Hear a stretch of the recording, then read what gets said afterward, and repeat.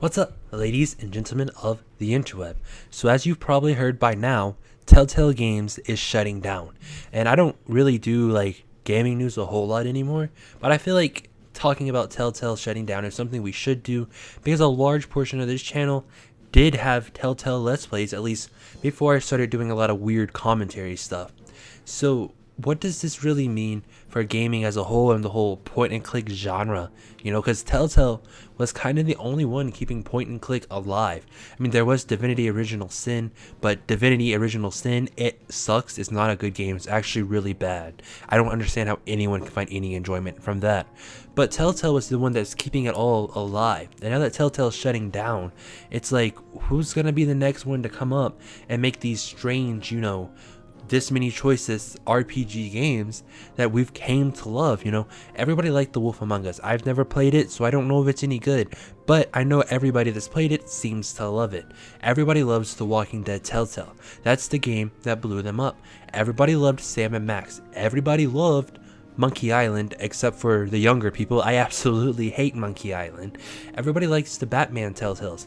Everybody likes all these other Telltale games. If you don't like one form of Telltale game, then you're gonna like one of their other games. And that's just kind of how it's gone with Telltale for literally like the entire last 10 years. Ever since around the time Sam and Max released, I think that was what it was called. It was a game like the dog and the little rabbit looking thing. Those games kind of like brought Telltale up, and then when they released The Walking Dead in 2012, that kind of like shot them into superstardom. At that point, Telltale is now a household name.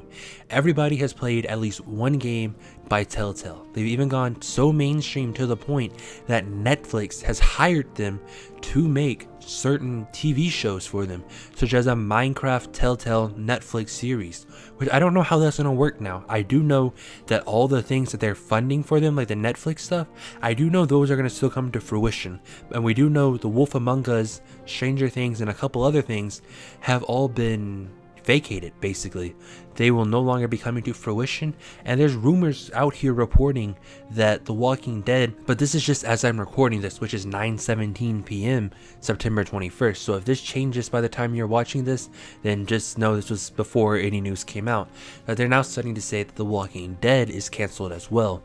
And if The Walking Dead's canceled, then that's kind of, RIP to them, because The Walking Dead Telltale is really kind of the only thing keeping The Walking Dead alive. I mean, yes, there's the comics, but they're starting to slow down in sales, and the TV show is like everybody's quitting, so there's really no way for them to continue that. Even Fear the Walking Dead, everybody's quitting. So The Walking Dead in its entirety, once Telltale goes under, that's it. You can just basically say, that's the end of an era. The whole series is up in flames. It's over. But with Telltale going under, that's both exciting but scary. Like I said in the beginning of the video, it's scary because who's going to continue the point and click genre? Even if you don't like point and click games, there's still a lot of things about Telltale that made them fun, such as having like endless possibilities for replayability.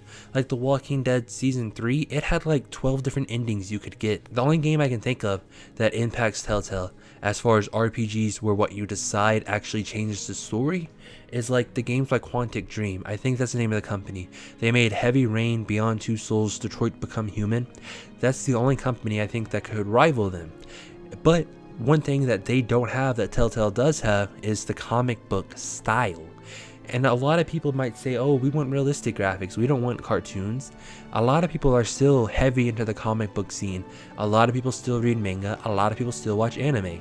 So to say that Telltale didn't have a point because of that, which is something I've been seeing a lot on Twitter tonight and pretty much earlier today when the news first broke, it's kind of like everybody just seems to be, I guess, out of their mind when it comes to this. I mean, I'm not saying you have to like Telltale. Obviously, you don't have to like the game. But it's just weird seeing that people are actually saying that the games were bad just because they don't like comic book style graphics. And I just think that's weird. But why exactly did Telltale go out of business? It seems like all of these sales for the games did really good. But Telltale had a problem, and that problem is physical media. They don't release their games physically until 4 or 5 months after the game is released. and nobody wants that, you know? When you release a game, when you are on console and you're releasing a game, you absolutely have to release a physical edition. It makes no sense not to release a physical edition. I mean, when you get rid of iPhone and PC and Android games, physical media makes up about 95% of all video game sales, and then 5% digital. This is when we're talking about PlayStation versus Xbox versus Nintendo, but obviously once we add in PlayStation, Xbox, Nintendo, PC, and then iPhone, Android, then physical media is only like 25-30% of the games sold. But that makes sense because 1, you can't buy physical games for your iPhone or Android, and 2, you can't really buy physical games for your PC, so it's not really fair to count those when you're doing all the statistics in that. So with TellTale not releasing games physically as soon as their games release, it kinda shot them in the foot. And on top of that, they sell games that should sell for $60 and release completed 100% ready to go on day 1. They sell them for $10 or $15 or $20 in a few cases, but you have to wait. You know, you get it one version of the game today, a month from now you'll get episode 2, 2 months episode 3, and so on and so on. That gets people to lose interest in the game. If they had it all in one stack shop, ready to go, day 1, the game comes out, download it on your PlayStation, Xbox, Nintendo, or just go out and buy the physical disc, it doesn't matter. If they did that, they would have seen such better sales. Like, it's like making a game for a PlayStation VR and then saying, oh my god, why did this game only sell 20,000 copies? Well, that's because only 12 people actually play on PlayStation VR. So it's just, I don't know, it's just kind of weird. I'm a little saddened to see them go, but it's something that happens, you know? When it comes to video game studios, it happens. Nothing lasts forever. One day Naughty Dog will go under. One day PlayStation will go under. One day Nintendo will go under. One day Microsoft will go under. That might seem unrealistic to say today, but when 50 years from now, there's going to be somebody else. But 50 years from now, there's going to be somebody else. There's going to be somebody that can rival all of those guys. And when they come up, those guys are going to start falling. They'll end up becoming game publishers, not game console creators.